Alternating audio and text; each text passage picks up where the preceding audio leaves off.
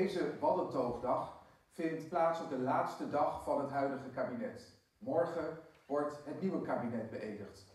Ja, eigenlijk is dit een dag waarop het hele waard even in de spotlight zit. Ja, met alle onwerzigen en alle belutsende partijen die in het waardgebied onder slag binnen. Het is een hele mooie dag om mij ook over het gesprek te hebben over het waard, over de objecten in het waard. Ja, dat is gewoon heel mooi. Hoe belangrijk is dat wij deze keerwerking mijn want er horen voor het waardgebied?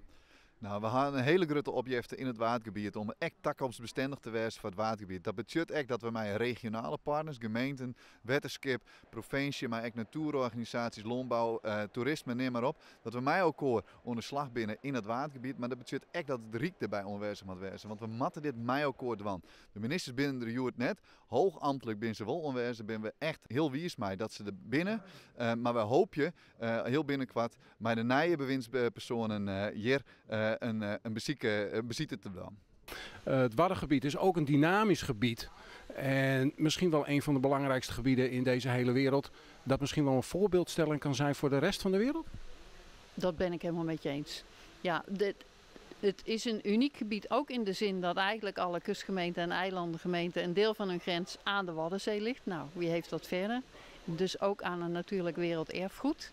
Wat we met z'n allen heel belangrijk vinden om te houden. Maar dat brengt dus ook hele specifieke vraagstellingen met zich mee. Wij kunnen safvol vertellen hoe het waard, maar je moet het waard beleven. Eigenlijk maar je de poorten in het waard staan, wat lopen.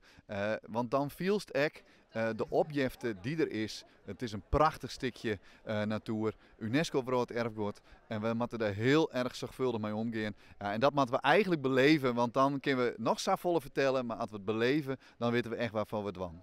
Ja, maar dat is ook een enorme kans die je hier volgens mij hebt. Die identiteit van dit gebied ligt gewoon voor het oprapen. Hè. Je kunt het gewoon niet negeren. Ik had het in mijn presentatie ook. Ik kwam zelf uit Utrecht gisteren met de auto hier naartoe. En voorbij Leeuwarden, je gaat dat gebied in. Ja, je weet gewoon dat je in een totaal ander landschap terechtkomt. En dat inspireert.